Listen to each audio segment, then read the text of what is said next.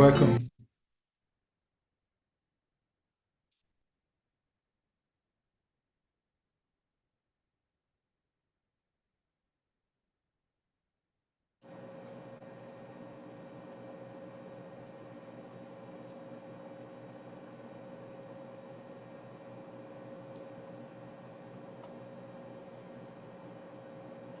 Hare Krishna, Mother, you're still muted. Can you hear me now? Good. Hare Krishna. Hare Krishna. Happy Balaram Jayanti. And to you, and to you.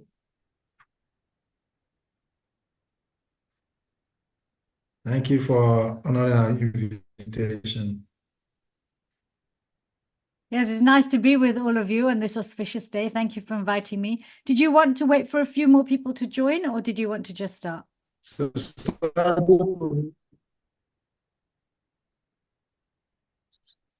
Sorry, I can't hear you. You're cutting out. I'm sorry. We may start. Hare Krishna. Hare Krishna. Hare yeah, Krishna, I everybody. think we'll start, We'll and start? as we go along. Okay. Okay, sorry. So happy Balaram Jayanti, everybody. I hope you're having a wonderful day of festivities. I'll start with Mangal Arshanam, and then I have a verse and a few descriptions I want to share. And we shall spend this afternoon glorifying Lord Balaram. Om Gyan Timirandasya Gyananjana Shalakaya Chakshurun Militam Yena Tasmai Shri Guruve Namaha Shri Chaitanya Manobishtam Stapitam Yena Bhutale Swayam Rupa Gadamayam Dadati Swapadantikam Vandeham Shri Guru Shri Yata Padakamalam Shri Guru Vaishnavamscha Shri Rupam Sagrajatam Sahagana Raghunatam Vitam Tam Sajivam Sadvaitam Sarvadutam Parijana Sahitam Krishna Chaitanya Devam Shri Radha Krishna Padhan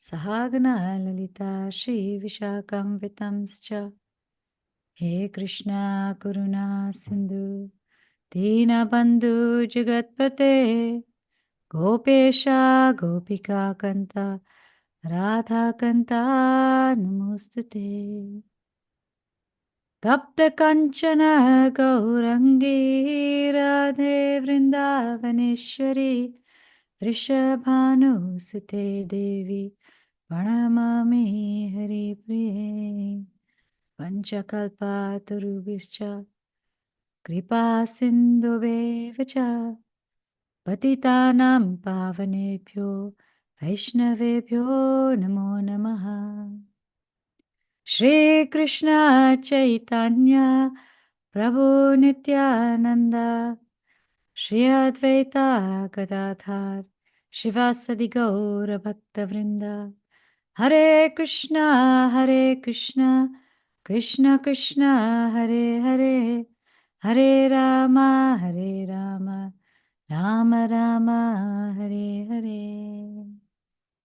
So can I just make a request for devotees, if you can, some of you at least put on your cameras, because it just helps me also to feel a bit more engaged and be with all of you. So yes, today is the appearance of Lord Balaram, Krishna's elder brother, Krishna's eternal companion, and Krishna's second, well, not second, but his first body. Lord Balaram is known as a Swamsa form of Krishna, which means he has 100% of the Lord's potencies and opulences. So they also are one, simultaneously one, but also different. Srila Prabhupada describes how the only real difference between Balaram and Krishna, they're equally beautiful, they're equal in every way. The only real difference is their complexion. But even the Lord's complexion gives rise to so many different things. If we look at Krishna's complexion, it reflects him as the Supreme Personality of Godhead in the mood of enjoyment. He is the color of a blackish blue monsoon rain cloud. And Lord Balaram's complexion of very white, like a spring cloud. If you've ever seen the spring sky, which is that beautiful clear blue color, it's very, very peaceful. The clouds in a spring sky are very, very white. They're whiter than white. So Lord Balaram's color, it reflects the Supreme Personality of Godhead in the mood of service. And I wanted to start by sharing a description of Lord Balaram from Rupa Goswami's Radha Krishna Ganadesh Dipika. In this book, Srila Rupa Goswami goes into detail about Krishna's parents, girlfriends, boyfriends, his most intimate entourage, their descriptions by their appearance, by their services, their relationships. And essentially in the Radha Krishna Ganadesh Dipika, Rupa Goswami introduces us to our eternal family. So this is a description of Lord Balaram from there. Sri Balaram's complexion is whitish, like that of crystal or camphor. His name is Balaram because he is extremely strong. Bala means strength. He wears blue garments and is decorated with many kinds of garlands made of forest flowers. Sri Balaram's long and beautiful hair is extremely charming, and he wears an enchanting topknot. Jeweled kundals hang from his ears. Garlands made of many kinds of flowers and jeweled necklaces hang beautifully from Sri Balaram's neck. Armlets and bracelets decorate his arms. Jeweled ankle bells beautify Sri Balaram's feet. His father is Sri Vasudev and his mother is Sri Rohini. Sri Balaram's father, Vasudev, is the friend of the king of Vraj, Nanda Maharaj, and his highly chaste mother, Rohini, is Yashoda's friend. Sri Krishna is his younger brother, and Subhadra is his sister. Sri Balaram is radiant in his youth of 16 years. He is very dear to Sri Krishna and is a mine of various ecstatic pastimes. So we'll hear a bit more about why he is a mine of various ecstatic pastimes, because Lord Balaram is really in such a unique, unparalleled situation, position, and also personality. There's nobody like him. Just like we say, there's nobody like Krishna. There is nobody like Lord Balaram. Even though, just like Krishna, he never takes birth and he never dies, he also appears in this world, and he always appears with Krishna. He's always by Krishna's side, both eternally and in the Bhumi Lila. And when he appears as Krishna's elder brother, they're both in their original forms. He appears originally in the womb of Devaki as Devaki's seventh child. And at the time that Balaram appears in Devaki's womb, this is described, there's a conversation that takes place between the Lord and Yogamaya.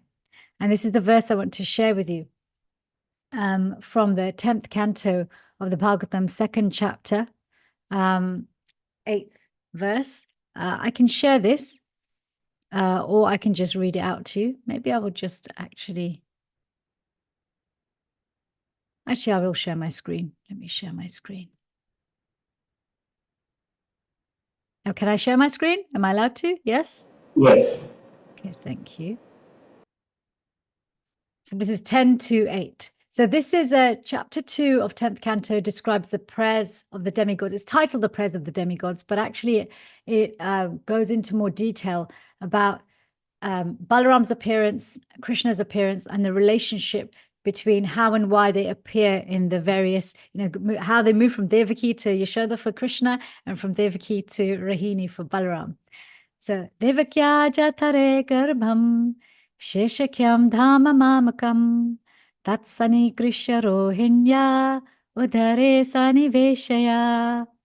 Within the womb of Devaki, so this is the Lord speaking to Yogamaya. He's saying, within the womb of Devaki is my partial plenary expansion known as Sankarshan or Shesha. Without difficulty, transfer him into the womb of Rohini. Now, I've just mentioned that actually Krishna and Balaram both appear in their original form. as the sons of Yashoda and Rohini. And here this verse is saying, my partial plenary expansion known as Shankarshan or Shesha. So let me go into this a little bit because actually when we read this purport and we read Srila Vishwanath Chakravarti Thakur's purport to these verses, Srila Prabhupada, he gives his commentary, but his commentary is based on Srila Vishwanath Chakravarti Thakur, Rupa Goswami, Bhaktivinoda Thakur, and Bhaktisiddhanta Saraswati Thakur. And what's explained in there actually is that the first 6 children of Devaki, they represent the 6 enemies of the mind. And Vishwanath Chakravarti Thakur also says they represent the 6, senses. Okay, the 6 senses. And how when Lord Balaram then comes, so it's like, Mother Devaki is known as to embody and represent Bhakti Devi. And Bhakti Devi, she's scared. Mother Devaki is fearing for her children. And this is how the 6 enemies of the mind also, she's scared of Kans, who is also the personification of fear. And in this mood, what's explained by Srila Prabhupada is that, what this is really showing is that the 6 enemies of the mind, they are very troublesome in bhakti. They have to be removed. And what removes them is when the living entity actually starts to realize that, this material energy is not there to be enjoyed, really. It's actually something I should fear. And not in a kind of, oh, I'm scared because nothing can overcome material energy. But this wariness, knowing that this is dangerous. Material energy is dangerous. My 6 enemies, they're dangerous. They're dangerous because they keep me bound to an illusion that this is my home, that this is where I'll be happy. And so Srila Prabhupada in the purport, he describes how when Bhakti Devi, so when Devaki really fully is starting to become ready to receive the Lord, is when she's gone through enough interaction where this fear of material energy, this is an analogy, right? That's given the explanation if she represents Bhakti and Gans represents fear. That when that fear in the living entity is like, okay, you know what? I just really don't want to engage with these 6 enemies anymore. It's time to kick them out, and they're removed by that relationship we have with the material universe, that I no longer want to respond to these. I no longer want to be dictated by these, because actually when we're dictated by the 6 enemies of the mind, lust, anger, greed, envy, illusion, madness, fear, when we are dictated by these, all we want to do is enjoy ourselves or connect with our identity. Here's a way to hide.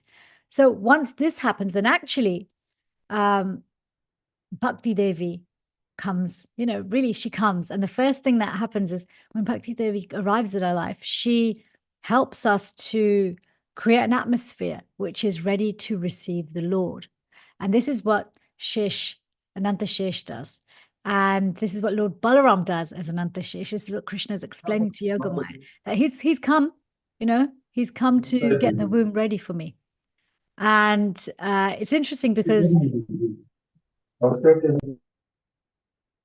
Ananta Shesh is also the Lord's bed, right? He's Lord Vishnu's bed.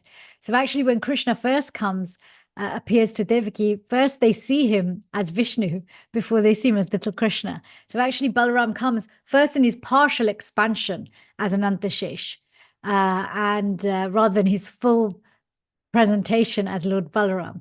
And he comes because he's getting Devaki's womb ready to receive Krishna. But Krishna says, he's actually naturally attracted to be with his eternal mother, Rohini. So quickly, he's done what he needs to do here. Can you transfer him very quickly to Rohini, which is naturally where he is attracted to go. This is what the verses describe. So, and he says, do it very easily. Because it's easy when something is spontaneous and natural, it's easy, isn't it? Do we think about breathing? We don't think about breathing. It happens naturally. Even when we go to sleep, we think, oh, I must remember to, tomorrow I need to do this tomorrow. And I hope when I wake up, I haven't forgotten, right? We don't say, oh, when I fall asleep, I hope I remember to breathe. We don't do that. It just happens very easily. So the way Krishna tells Yogamaya, just transfer him to Rohini very easily.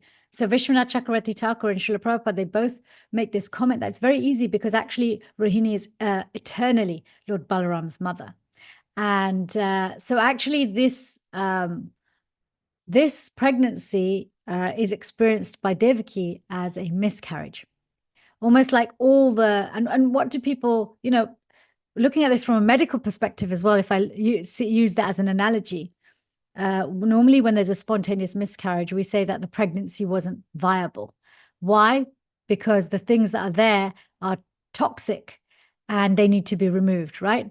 So this is what happens when the 6 enemies of the mind, they're kicked out, those toxins are removed, the heart is made a place which is suitable for Krishna to arrive. So this is what Balaram does. And Balaram's got this amazing, unique position in this mood of the Supreme Personality of Godhead, in the mood of service. He gets to serve in every single rasa. Every single rasa. When we think about the different ways, when we understand the different ways to interact with Krishna, to serve Krishna, to love Krishna, there is Shantaras, which is neutrality. And Lord Balaram describes how for Krishna, Lord Balaram expands as all of his paraphernalia. Particularly in the Bhumi pastimes, he is his shoes, his umbrella, the manifestation of Vrindavan. He is anything and everything that Krishna uses is Balaram serving him in Shantaras. That is ecstatic. That is ecstatic for Balaram. He is tasting love from a position of neutrality. Then he can also serve in Dasyaras, because in this unique position of being his brother and his elder brother, and his friend, he gets to also serve him. He gets to look after him. He gets to massage his feet. He gets to take care of him. So he relishes this taste of Dasyaras. Then he gets to relish the taste of friendship, playing with him. Even though he's his big brother, he still plays with him. They have fun. They climb on each other's backs and they wrestle and they have team sports and they compete with each other. And so Balaram also gets to taste the nectar of service in the mood of friendship. And he also gets to taste the nectar of service and the joy of it in the mood of parental love Vatsalyaras, which is because he's his big brother, he gets to take care of him, he gets to protect him, he gets to make sure that, if Krishna's done something naughty, it's Mother Yashoda will engage Balaram in that. She will also check with Balaram, hey, what's Krishna been doing? Has he been eating mud?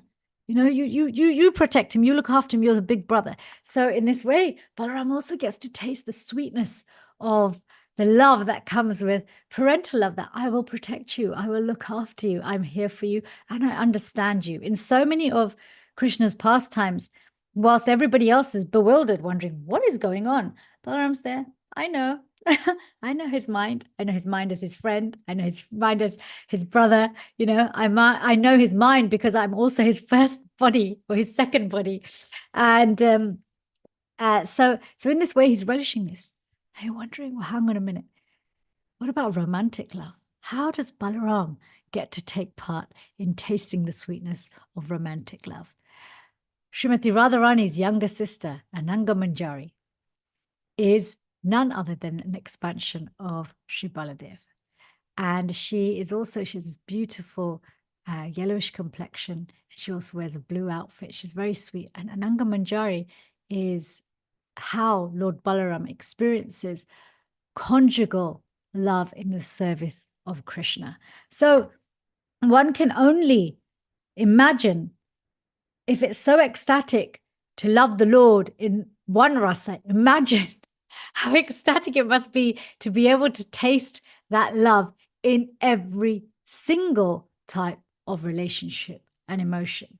Most of us are overwhelmed with the intensity of relating to a human being in just one kind of dimension, right? We can't think to be in any other type of relationship with that person. It takes a real shift in our psychology. So only the Supreme Personality of Godhead in the mood of service can really do that. He has unlimited capacity to love and unlimited capacity to serve in every way. So Lord Balaram's position is just so sweet, and it is so unique. And he himself is also so attractive, because being none other than Krishna's first expansion and second body, he serves Krishna also by expanding into the Chaturvayu, okay? So Sankarshan, Anirudh, Pradyumna, and Vasudev. So these are the 4 types of Vishnu, from which we then get another expansion from that Sankarshan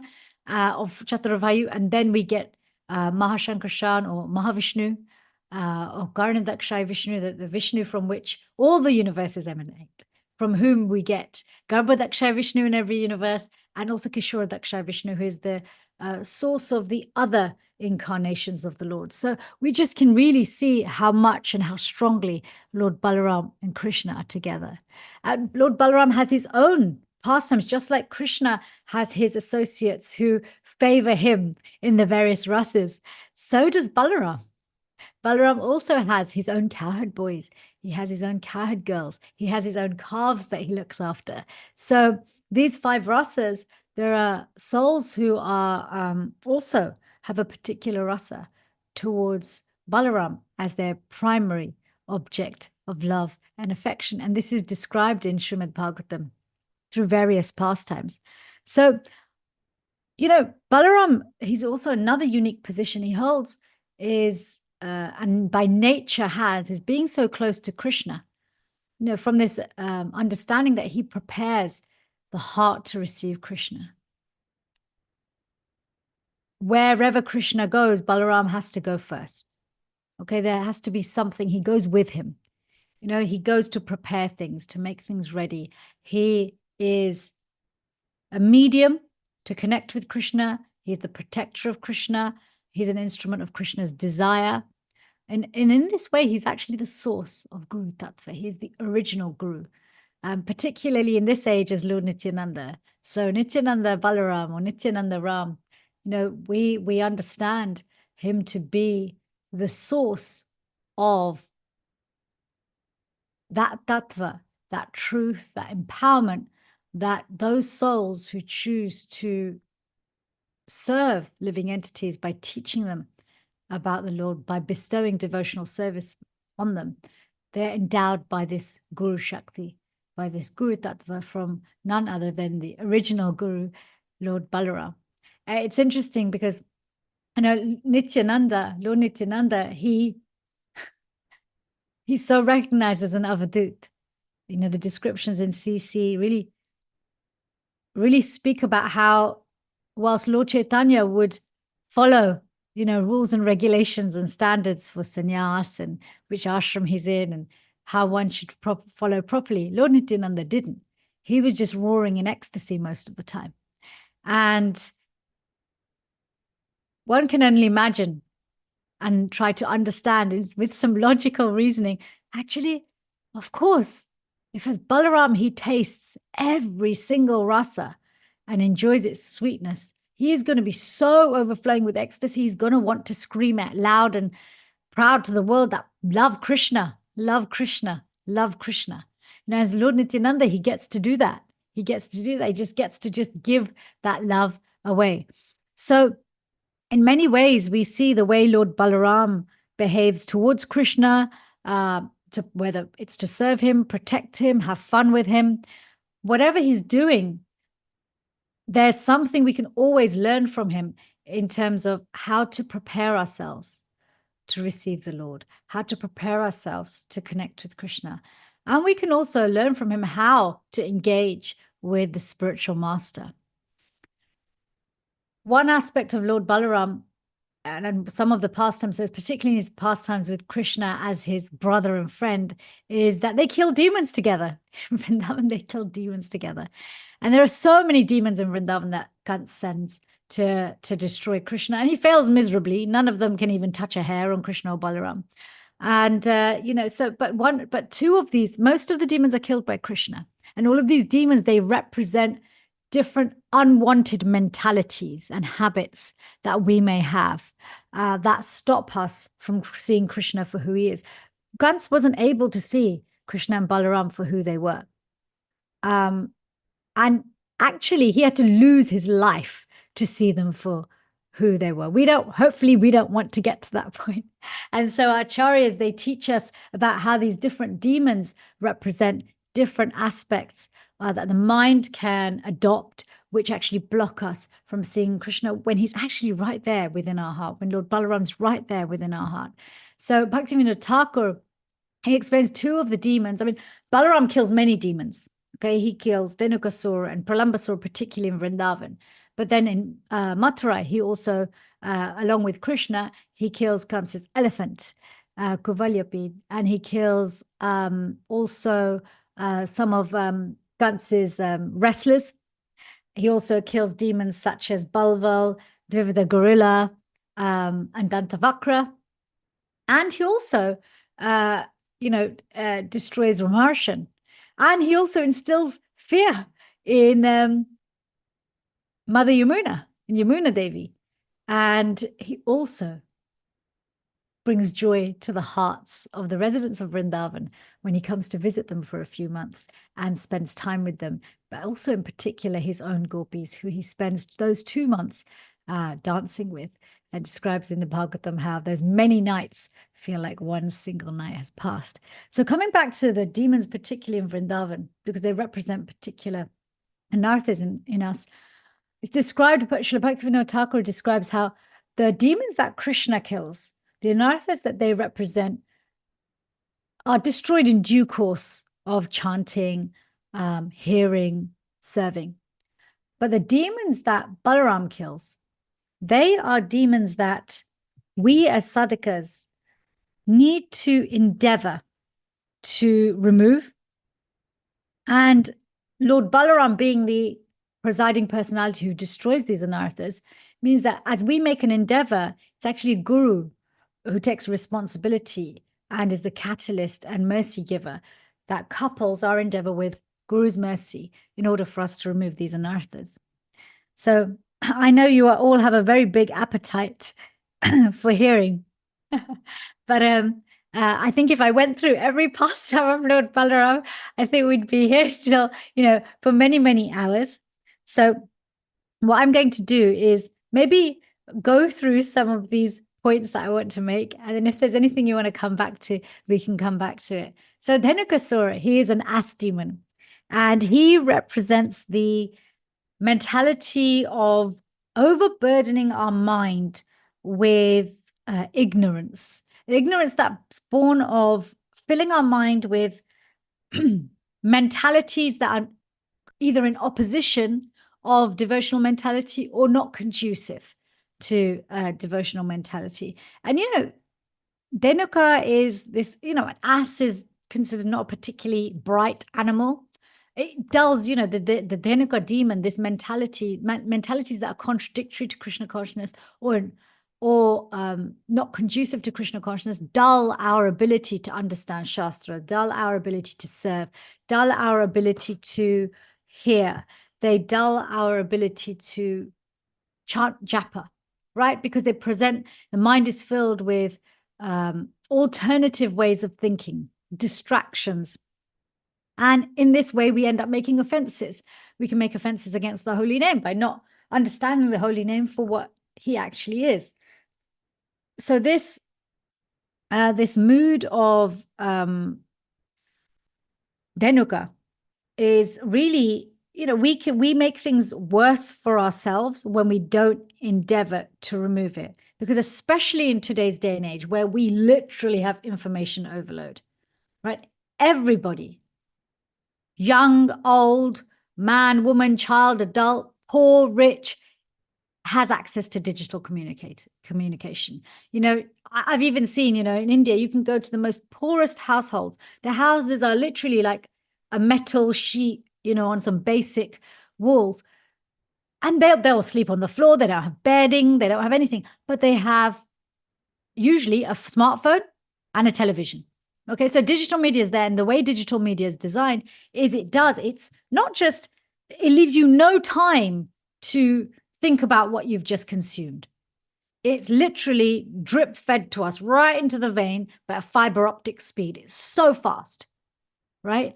And so particularly for us now, even more than ever before, this mentality, the Dhenuka mentality, adopting alternative and ignorant ways of thinking, which block us from seeing things for as they are. This is something we need to actively root out.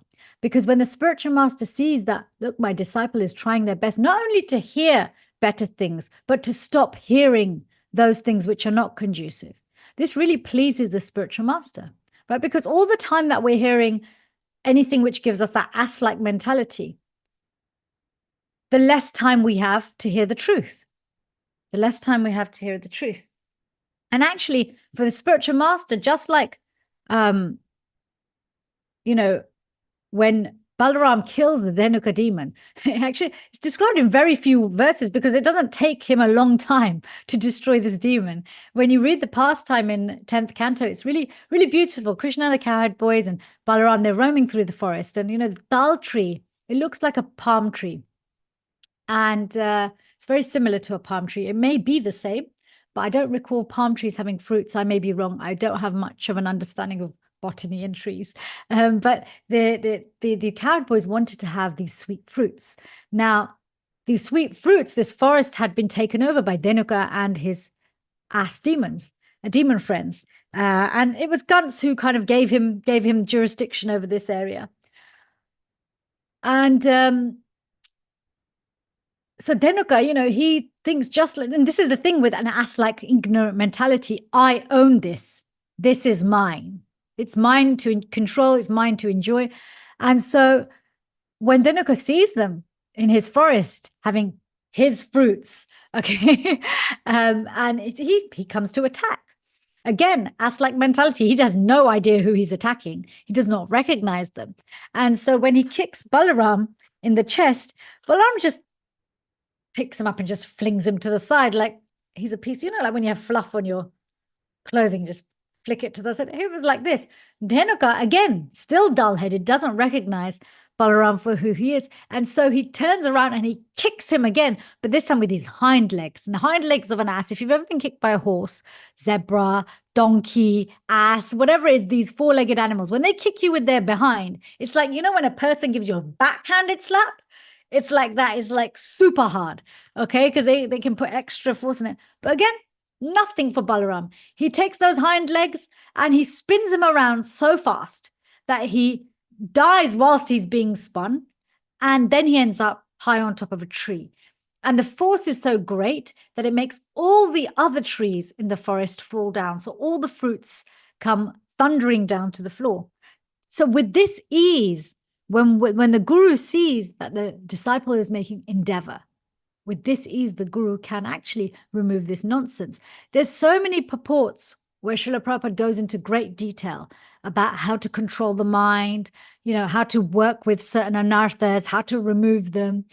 And in Canto 4, Chapter 27, Srila Prabhupada describes in one purport, he gives this whole explanation about how the mind is so difficult to conquer. We have to control our senses, spiritualize the intelligence. And he's going really deep into the tattva of the mind. And then right at the end, he says, however, by the grace of the spiritual master, one can control the mind very easily. It's just like, just like Balaram, right? That's where the Shakti comes from. But this is where we have to make some endeavor. And then the second demon that Lord Balaram kills in Vrindavan is Pralambasur. Now, Pralambasur is a bit of a tricky demon because actually he makes himself look kind of cute. He looks like a cowherd boy. He disguises himself as a cowherd boy, although that's not his real form. So he's one of those anarthas that can very easily, we can easily hold on to it because it doesn't always appear as it seems. So for example, some of the ways we understand the Pralamba demon and what he represents is lust for the company of others, and particularly the opposite sex. Why lust? Because, we understand from Varnashram, you can have relationship in the service of each other and the service of the Lord. But lust for the company of the opposite sex is a Pralambasura mentality that I am here to enjoy and control, okay? As well as a more subtle manifestation of lust is desire for profit, adoration, and distinction. And the desire for profit, adoration, and distinction is a perverted reflection of the fact that actually in our relationship with the Lord, we always profit. We always get more than we put in, okay? We are always adored by Krishna constantly. You know, we are the apple of his eye constantly. And yes, we are distinct in our eternal nature. We are unique. There's no one else like us for Krishna. But the twisted version of that is this attachment to profit, adoration, and distinction in this world. We seek it here, and what it does, it really blocks our bhakti, because we can even layer this over even our devotional identity in this world. You know, we can, our role as a devotee in this world, as a practicing sadhaka, can easily get mixed in with the desire for profit, adoration, and distinction. And when that's not curtailed, it can then lead to wanting to experience lust and enjoy lust again. So this Pralambasura demon, he hides very well. He hides very well, often behind the permission of society. Okay, whatever society or community we're in, our activities can easily mask our intention. Because remember this, lust is about an intention. It's not just about the activity. If you look at a lustful activity, people will narrow it down to one or two things. But actually, if you look at a lusty attitude, it's very much linked with attachment to profit, adoration, and distinction. And so when Pralambasura comes, you know, he knows the other demons have failed. And so he thinks, okay, I'll be clever. What I'll do is I will disguise myself as a friend, and I will look just like them so that they let me in. Now, Krishna and Balarama are not foolish. You know, they're not stupid. Krishna knows. Krishna's in our heart. He knows when we are pretending. But he allows it to go on. So he does. He lets Pralambasura. He's looking and saying, who's this new cowherd boy? I know all of my cowherd boys. I know all my friends. I know all my calves. I know them all by name. I know all my friends. I know them all by name, by service, by relationship. Who's he? He says, okay, someone wants to join us. Let's see. He managed to get in. Let's play. Let's play together. So there's different explanations of what games they were playing. In some places it says they were playing tug of war. Another place it says they were playing a game with the name of which I remember, where they have to have a race, but the race isn't a running race. They have to jump like deer. And you have to pair up and have that race. And so Pralambasura, he had in his mind, you know, I'll kill Krishna. But then he thought, you know, Krishna's very powerful. Maybe actually if I kill someone who's dear to him, that will kill Krishna anyway, because he'll die from a broken heart. No. And so he's competing against Balaram, and Balaram wins. And in this game, whoever the winner is gets to be carried on the back of the loser, which is really fun, right? Who doesn't enjoy a piggyback ride? It's great fun. And so at the end of this this competition, you know, because this is the thing with profit, adoration, distinction, lust. It feels fun in the beginning. Feels great. And then the pain comes, because then you actually see the destruction they've caused. So anyway, by this point, you know, Balaram, remember, for Balaram to do all his different services, his psychology, his way of thinking changes depending on the service he's doing. So he's fully there as, I'm playing with Krishna, I'm having fun. You know, I'm not being God right now. Let me have fun. And so he's very much enjoying being on Pralambasura's back. But again, it's described when he recognizes who Pralambasura fully is, when Pralambasura actually is willing to, ready to go, okay, hello, I'm an ugly demon, you know, then he destroys him. And it's interesting how it's described that Lord Balaram, even when he's in the mentality of, and in his relationship with Krishna as a cowherd boy, as a friend, as a brother, and he's just having fun, he doesn't ever stop being who he is, which is full of all opulences. So for Pralambasura, he finds Balaram very heavy. This is Guru, right? Guru's heavy. The weight of the Guru's instruction makes our anarthas, especially profit, adoration, distinction, ooze out, right? Squeezes them out. So it's like Pralambasura's identity as a demon literally gets squeezed out. He can't take the pressure anymore, and so he can't disguise himself anymore, and so he starts to become the big ferocious demon that he is. And of course then Balaram's like, aha, I see you, I see who you are. And gone is the I'm having fun on this. It's like, okay, one blow and you're finished. And this is it. When we work on this anartha, when we're willing to lift the lid of illusion on our attachment to profit, adoration, and distinction, and its more gross manifestations and as lust, then Guru's instructions, Guru's heaviness, what we've heard can intervene. We get the strength from Lord Balaram as well to say, okay, I will just do what I need to do to overcome the pain, the austerity that comes with giving up the attachment to profit, adoration, and distinction, because they offer gifts, don't they? Profit, adoration, distinction, lust, they offer these wonderful gifts in this world. So it's so powerful. So as we, Bhaktivedanta Maharaj would often talk about very conscious anartha nivritti. Okay, consciously removing, but before removing, actually recognizing what our anarthas are, being honest with ourselves. So this is what attracts Lord Balaram's mercy. When he sees that, this person's really serious.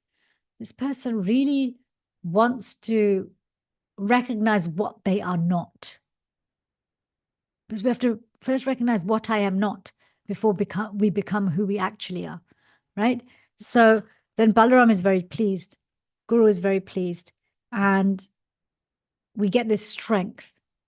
We get this strength to do the things that are difficult to do. And the only reason they're difficult to do is because we've identified with them for so long. It's not because they are difficult. Those things are easy. The process can easily kick them out. But we cling to them because we've been stuck to them for a long time, right? It's like sometimes if you sit on certain types of, on a hot day, especially like in England, we don't get many hot days, but we've had this amazing spate of warm weather. If you have seats which are made of any kind of non-fabric material, which is maybe, some sort of plastic or anything like that, and you sit on it on a hot day for too long, getting up is difficult. You're stuck to it. And it hurts when you get up. It's painful. Okay. So anything that we've been with for a long time, to remove it, whether that's a relationship, something we own, a particular type of behavior, but even more so, it's a particular type of mentality that underpins that behavior. And particularly this mood of, I want to gain more, I want to be the center, and I want to stand out. Profit, adoration, distinction. Okay. And when we express our lust, when we enjoy, that's when those three really manifest. Then of course it's painful when we want to give those things up because they hide just like Pralambasura does. So Lord Balaram is the source of strength. He's the source of divine strength, spiritual strength, strength of the guru-disciple relationship. He's the strength in gurus, okay? He's the strength of everybody who wants to share Krishna. He's also the protector of Krishna. So he also doesn't allow people to be false gurus. There's a beautiful pastime of when the Battle of Kurukshetra was starting. Lord Balaram, he said, I'm not going to fight because I can't choose between Yudhishthira and Duryodhana because I trained them both. And so I'll go and bathe in the holy rivers. And as he is bathing, after he bathes in the holy rivers, he meets a gathering of sages, at the center of which is sitting Ramarsan. And all the sages greet Lord Balaram with great reverence and love and affection, and they worship him, and they bathe his feet, they offer him a nice seat. They all offer obeisances in different ways, but he notices that Ramarsan doesn't do anything. He doesn't stand up, he doesn't offer obeisances, he doesn't even fold his hands. And his seat is higher than everybody else's. Actually, Balaram stops killing demons and stops killing after killing Ramarsan and then Balval straight after. He kills Ramarsan. And after that, he doesn't kill any more demons. But and an interesting thing ensues, interesting conversation ensues, because after he, he got away from the Battle of Kurukshetra to start to reduce and stop destroying demons. And here was Ramarsan, and he was furious. He was furious not because Ramarsan had offended him, but he was furious because Ramarsan was misrepresenting regulative principles and religion. He was being a hypocrite. He was disguised as a sadhu, but behaving in a demonic way. And it's demonic mentality to not be able to recognize a senior personality. And this is the Supreme Personality of Godhead, and he didn't recognize him, whereas everybody else did. And so, the picture and the description is, this is probably the least violent killing of a demon or demonic mentality I think there's written about. I mean, when you read how Krishna and Balaram killed the demons of Vrindavan, they're quite violent. Kicks, punches, splitting of beaks, bifurcating or making Aghasur erupt, all of these different ways. Dancing on a serpent's head till he's worn out, all these, they're quite violent. But he gets a kusha grass, the very same sacred grass that sages stand on or sit on to meditate or do their puja. Takes one blade, and he doesn't stab him, he doesn't strike him. It describes how he just touches him with the tip, and Ramarsan loses his life.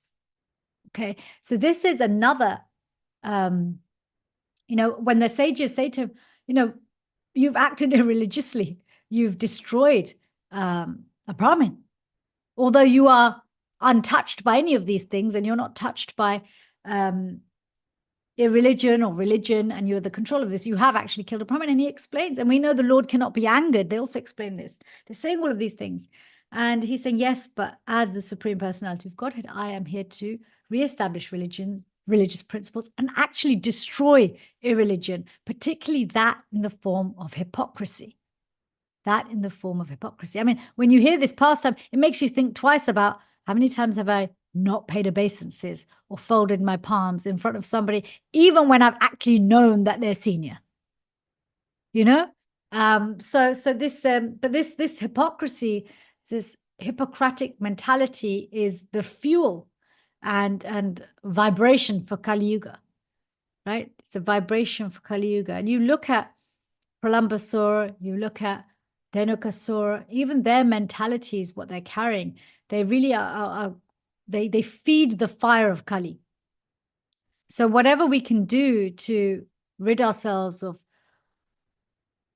being hypocritical, not being honest, we may not be able to stop being hypocritical because we may not always recognize our own hypocrisy, but what we can all try and do is be more honest.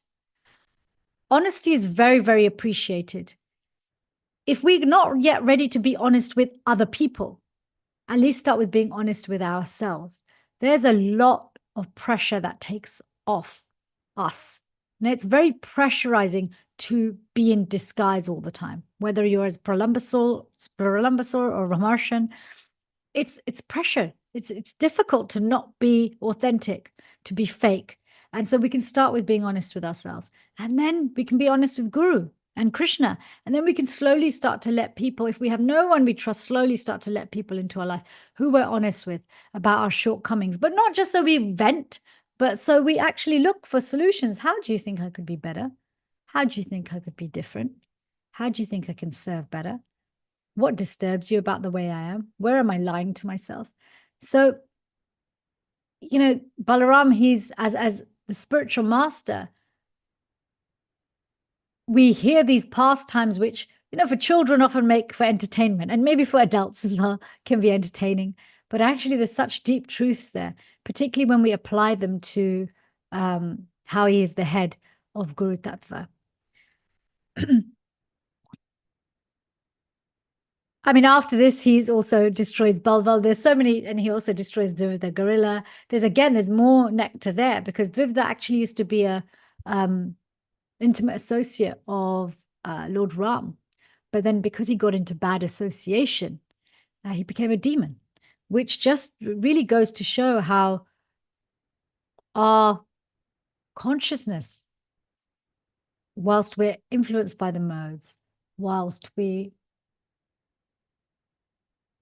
are in this world, is, and still very much active and engaging in this world, it's very vulnerable to, the mind is very vulnerable to turning, particularly by association. So one should be very careful of the association that we keep. It's described in the DEVI, the gorilla pastime, how the Lord allowed what happened with Devita to happen because he wanted to make an example that even when you're a close, intimate associate of the Lord, your mind can still turn. Your mind can still turn. So we should never feel like we're so advanced that we can have any type of association. Because the more, this is why even by just madhyam has this ability to discern who's innocent, who's envious, who's a devotee, and who's the Lord. And they treat accordingly. This is a very important ability to discern, not judge, not be judgmental, not this with pride that I'm better than you, but this is where this person's at. And if they have envy for the Lord, it's better I just stay away. And we do this again if somebody has envy for the spiritual master or is critical. Generally, when people are very critical, they're envious. We stay away because the mind gets contaminated very easily.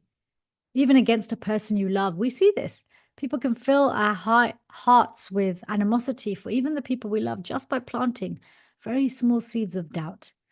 So Balaram is there to, through his pastimes, the different types of demons he kills. It's really very evident the relationship between us and the spiritual master is pivotal and central and necessary in progressing in our spiritual life and really accessing the joy that is there, that it's always there, that we block off because we get distracted by so many things. And on this day of Lord Balaram's appearance, when we glorify him, when we hear about his amazing intimate relationship with the Lord, how he's non-different to the Lord, how he's merciful, how he's kind, how he's always got our back, how he comes in every age.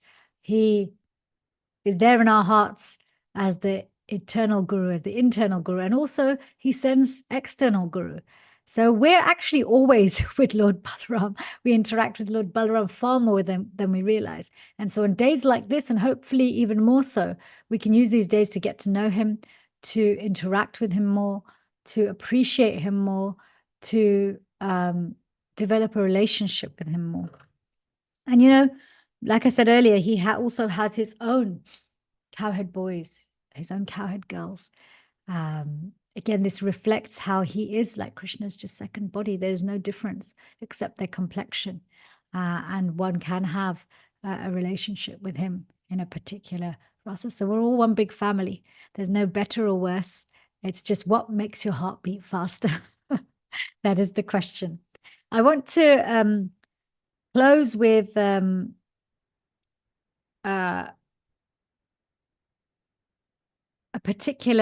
prayer that Garga Muni gives to Lord Balaram's gopis because they want to glorify him, they want to worship him. And they also, in this prayer, we can also, which is nice, the way this prayer is written also helps us to evoke the protection that Lord Balaram gives us against these anarthas. We can really always just call out to him. He's always available.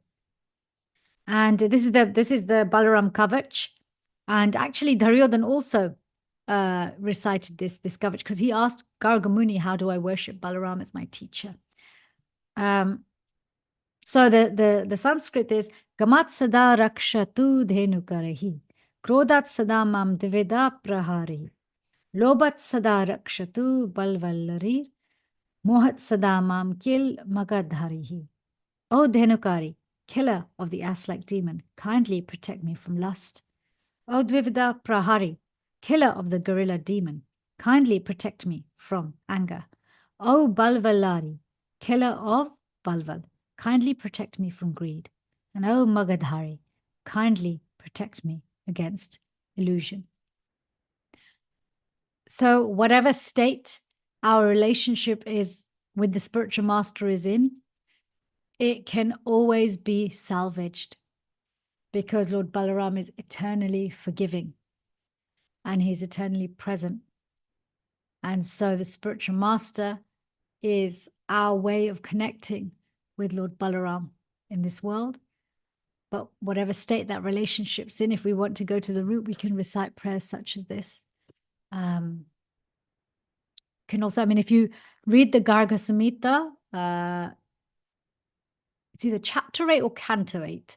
It has all the prayers to Lord Balaram, the 1,000 names of Lord Balaram, the Balaram Kavach, the Balaram Stotra, the Balaram Bij Mantra. So everything's in there. So please, I hope you've all had a really, really ecstatic Balaram's appearance day. It's beautiful Lord Balaram, who's attractive in every way. I'm going to hand over to you because I would love to hear your realizations, any questions you have, any corrections you have. Thank you so much. Hare Krishna. Hare Krishna. Thank you so much, Mother CITI-SAKTI, for such wonderful Sri Balaram Lila. Devotees, if anyone may have questions, comments, realizations, you may want to ask or share, please indicate by using the hand emoji and you'll be asked to unmute to speak or share. But Hassan, please, you may unmute. Hare Krishna, Mother. Please can I set my humble respect obeisances? Yes, that mine. All glory to Guru Dev, all glory to Prabhupada, and all glory to the wonderful devotees. Thank you for this beautiful and wonderful class. And I'm being curious. I have two questions I want to ask. You do mention that Balaram also have his cowherd boys and everything. So my first question is that when we talk about Krishna, we talk about Srimati Radharani. So when we talk about Balaram, who do we talk about? For instance, Krishna Principal said that, Gopi? Yeah. yes, like for instance, he said that everybody come to me, but I go to Srimati Radharani. So who does Balaram go to? So let me take your first question, then you can ask. Oh, do you want to ask the second question as well? Okay, fine, go ahead. Okay. So, and my second question is, you do mention that when Krishna is coming, Balaram come to prepare. So, and Balaram is mentioned. So, the question is, if Krishna is in his abode, is Balaram still there, or they met together and Krishna is alone? If there's no leader going on, I'm just curious. Okay, I'm going to get you to ask your second question again just after I've answered your first one, just because your audio was cutting out. So in answer to your first question, so the principal Gopi for Balaram is Purnananda. So this is given in verse 155 in Gaura Ganadish Dipika, and I think she's also described in Radha Krishna Ganadish Dipika. Oh, I'm definite about Gaura Ganadish Dipika. I'm not certain about Radha Krishna Ganadish Dipika. And actually, but in Radha Krishna Ganadish Dipika, it also describes how LILA Devi, just like she takes care, she's like the boss of all of Radharani's manjaris and gopis. She trains them. She makes sure that they're fit for their service. Lalita Devi does the same thing for those gopis who favor Lord Balaram. But the principal gopi for Lord Balaram, actually there's two. There's Purnananda and I believe Varuni as well. And then he also has Revati as his wife. And I think he marries also Varuni. But this is described in when Lord Balaram is visiting the residents of Vrindavan for 2 months. This is once Krishna and Balaram have moved to Mathura. And he arrives to give messages from Krishna to bring comfort to the hearts of the devotees of Raj. During that time, it's described how at night time in the evenings, for 2 months, Balaram enjoyed with his own gopis. And it describes that the gopis that he enjoys with are gopis who were in their previous birth wives of the snake personalities in the lower planetary systems who were devotees of Lord Balaram and wanted to take birth as his consort, just like we have the Vedas wanted to be the consort of Krishna. And some of them are his eternal gopis. So just like with Krishna's Bhumi Leela, his gopis are a mixture of those who've become purified to join his pastimes and those who are eternally with him. So Balaram, same, he has his eternal gopis, and he has those who have become purified to become his gopi. But his principal gopi is Purnananda. I guess Purnananda would be his Radharani. So actually in Gaura Leela, one of Lord Nityananda's associates called Gadadhar Das. So not Gadadhar Pandit from Panchtattva, but Gadadhar Das is a manifestation of Purnananda, Balaram's favorite gopi, and a partial expansion of Srimati Radharani's effulgence.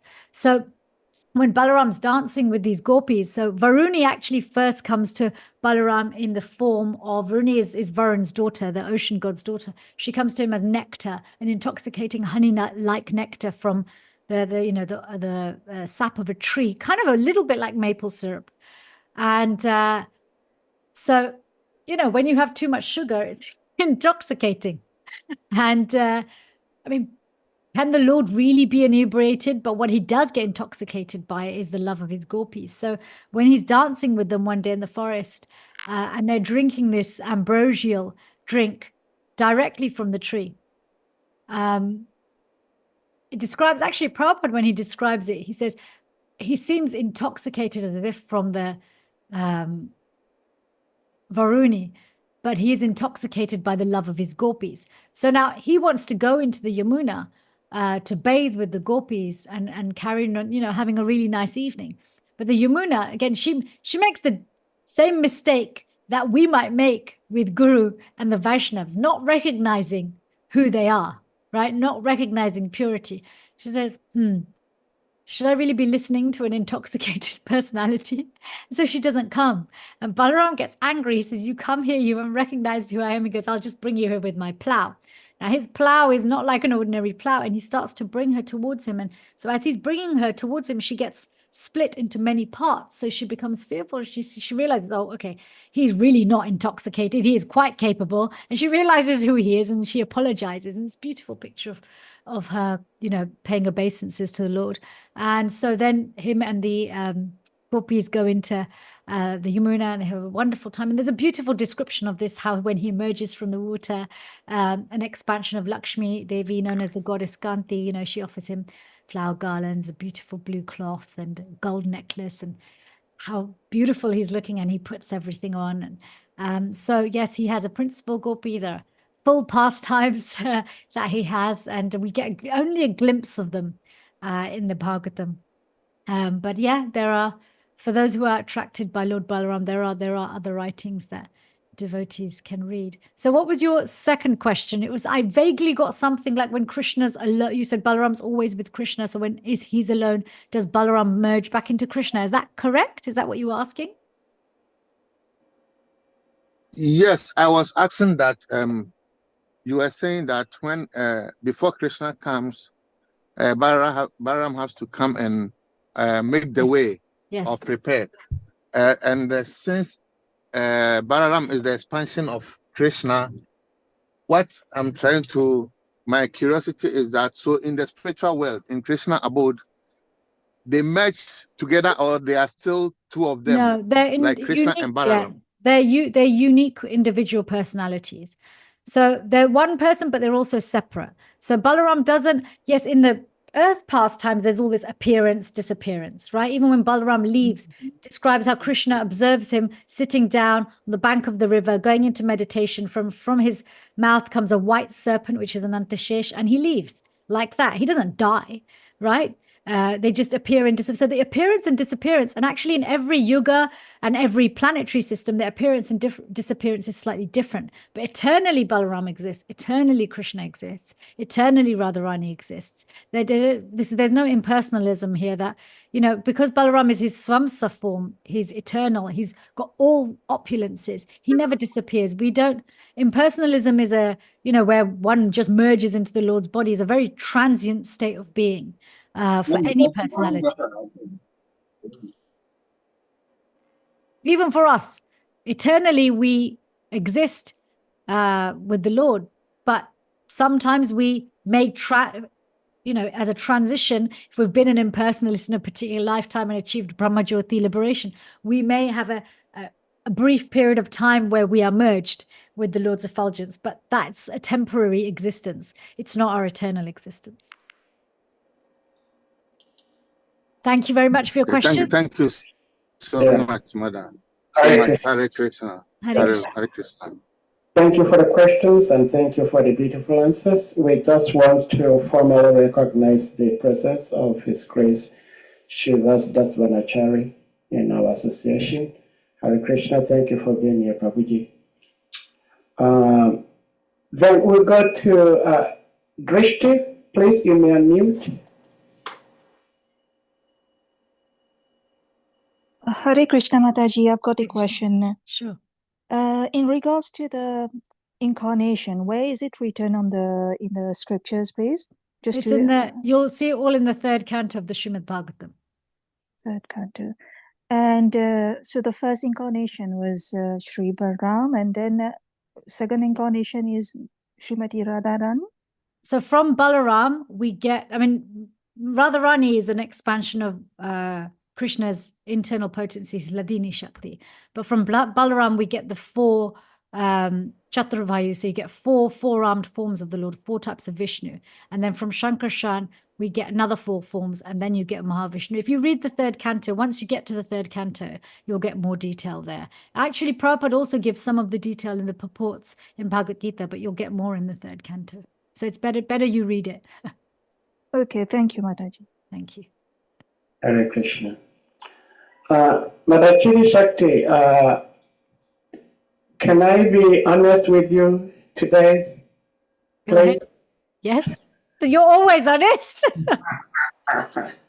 See, I'm not a mystic and I'm not a psychologist, but looking at your body language, you are so much in love with Sri Balaram. And I'm a bit jealous of you in that sense. But I am not very much a fan of Balaram, Sri Balaram. And the reason being that I find Sri Balaram to be, even though he's sweet, as beautiful as you shared with us, but he is not playful.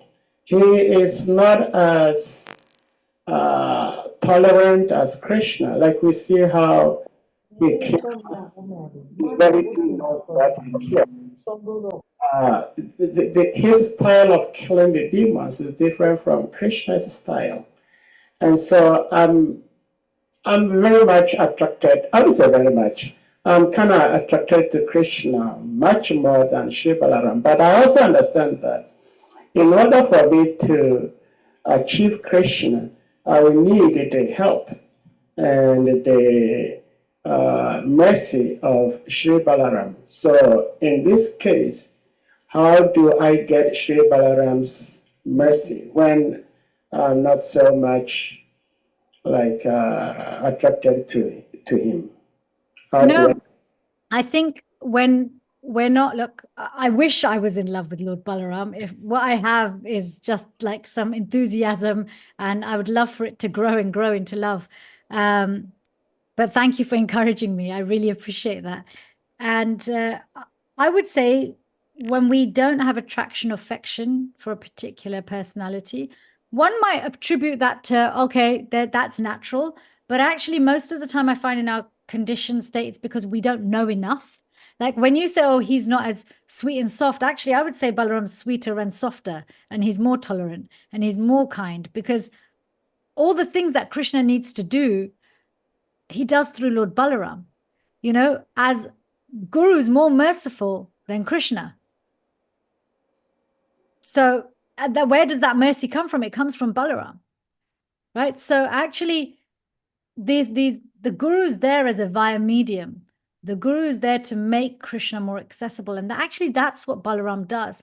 But just like the Guru, or actually Guru, just like Balaram, has a filtering process, because he only wants to offer to Krishna that which is of quality, you know. But again, it's a very soft-hearted, you know, okay, well, you might not be of quality yet, I'll help you become quality. And this is one way that we can view Balaram, that yes, he's very strong. And yes, we hear very much that he has this, describes how he's got a very grave voice and he's very serious and he has this elderly, elder brother persona. When we read about him as Lord Nityananda, he's so, in fact, actually, when I hear about him as Lord Nityananda, I feel like, he's so attractive as Lord Nityananda because he fully gets to just display that mercy, that anugraha, that favor, where he doesn't take any offense, and so I think that there's that discrimination where you're like a bodyguard. You're like, yeah, if you're not qualified, you're not getting in, that kind of thing.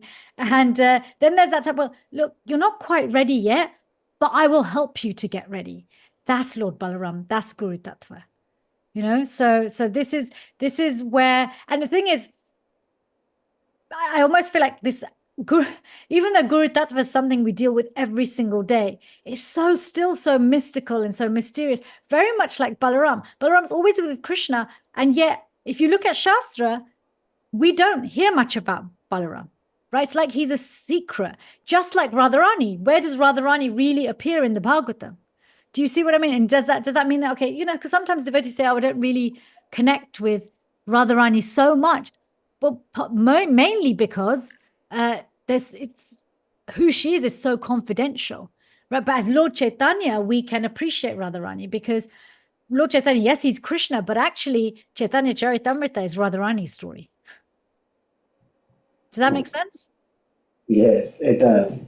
More particularly about Nityananda, because I kind of have some affection and some love for Lord Nityananda. So I hope, since they are the same personality, I may be saved.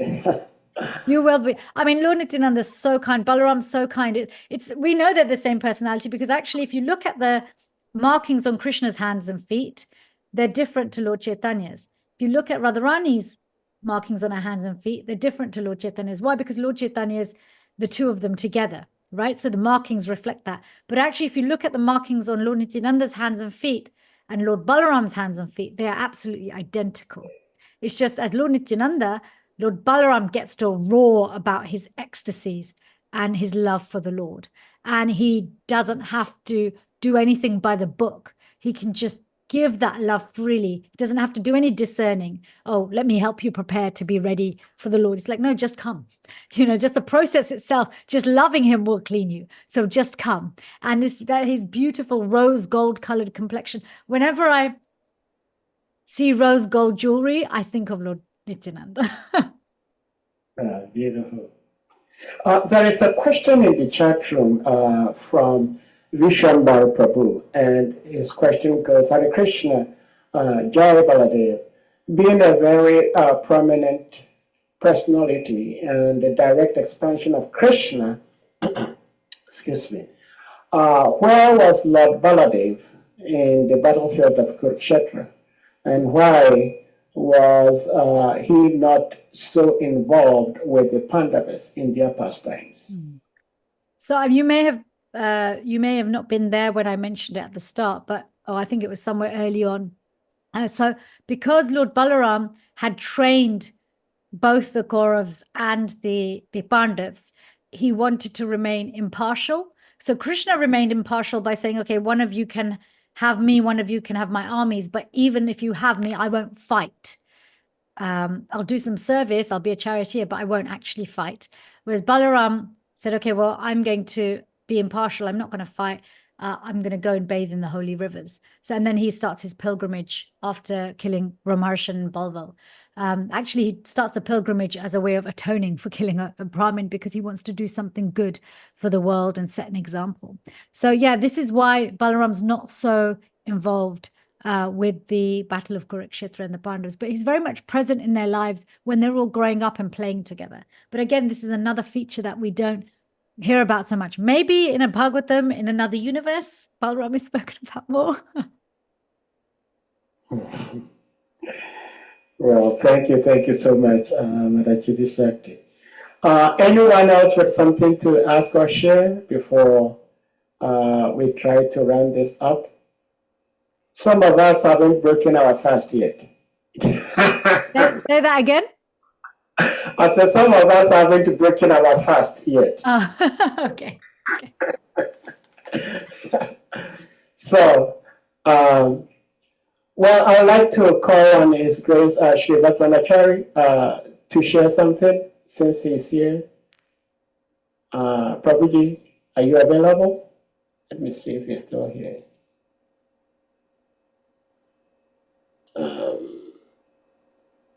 Well, we are here. Okay, Hare Krishna. So I'll just say thank you very much, CITI-SAKTI Mataji, for your wonderful class. That was not there from the beginning, but the little I've got, I've learned a few things. Thank you for the enthusiasm to speak about Balaram. And we wish everybody a wonderful, wonderful celebration of Balaram Jayanti. As CITI-SAKTI Mataji gave us that prayer from the Gaga Samhita. It's a very powerful prayer, and we should all say it for the pleasure of Balaram and for his mercy and empowerment. Thank you very much. Thank you for a wonderful class, CITI-SAKTI Mataji. Hare Krishna. Hare Krishna. Hare Krishna. Thank you so much, His Grace. Yeah, I tried to remember the prayer that Shri Bhatmanachari is referring us to, that Mother CITI-SAKTI shared with us from the Gaga Samhita. Lust, anger, greed, illusion, these are my eternal friends, unfortunately. And I hope that Shri Balaram will help me distance myself from these unwanted friends on his special appearance. But one reason why Mother CITI-SAKTI I was sharing with you, and of course the devotee, is that I'm not very much attracted to Lord Balaram is that almost every single time I get chastisement, I know the chastisement is coming from Balaram. somehow he lets me understand that it is he chastising me. And so I wouldn't say I'm fearful of him, but I don't like to get too close to him for fear that I will be chastised so seriously. And I'm not a very strict person, so I may say or do some things that may not be appropriate, and Lord Krishna may just look upon me and smile, but Shri Balaram will not do that. He will chastise me right away. But with his form as Nityananda, oh, that one I appreciate, because he's even much more than Sri Chaitanya Mahaprabhu. So thank you, Mother. It's beautiful. I was just thinking when you spoke, I was thinking, when we have a difficult time being chastised, we need to just change our relationship with chastisement and recognize it as mercy. It's very hard when we're going through it. I appreciate that. But I think if we change our relationship with chastisement, it helps our relationship with Guru. If we change our relationship with chastisement, it helps our relationship with Balaram. And Krishna smiles because he knows Balaram's taking care of things. Well, I'm not praying that he stops chastising me, otherwise I wouldn't learn. But I pray that it shouldn't be too hard for me. Thank you so much. Hare Krishna. Happy Balaram Jayanti, everybody. Ki Jai. Shri Balaram ki Jai. Shri Prabhupada ki Jai. We're going to humbly request all the devotees. Let me see, I think there is something here. Okay. This is from Himo Krishna. It says, thank you, dear CITI-SAKTI Mataji, for this amazing class. You do really make us fall in love with Lord Balaram. the way you share your love and affection and knowledge about him. Thank you, Hare Krishna Africa, for organizing this and giving all an opportunity to be part of it. Well, Hare Krishna, thank you so much, Hima Krishna. And with that, we're going to humbly request all the devotees to kindly unmute, and we all chant the loudest Hare Krishna Maha Mantra to express our appreciation and gratitude to our revered speaker, Her Grace CITI-SAKTI, for giving us this wonderful Krishna Balaram Katha. Jai! Hare! Hare Hare Krishna, Krishna, Hare Krishna, Hare Hare, Krishna Krishna, Hare Krishna, Hare, Hare Hare Hare, Ram, Hare Rama, Hare Hare Rama, Hare Hare. Rama Rama, Hare Hare. Hare Hare. you. Vancha kalpatarubhascha kripa sindhuvyeva cha Kripa Sindhu Patanam Pantanam pavanebhyo Bhavani. Vaishnavebhyo Krishna Namo Bhavani Namaha. Vishnavyo Namo Namaha. All praise to Her Grace CITI-SAKTI Devi Ki Jai! Jai. Vaishnava devotees ki jai. Jai. Krishna Balaram Jayanti ki jai. Jai. Krishna. Hare Krishna, everyone. Bye bye. Thank you so much. Hare Krishna. Very well.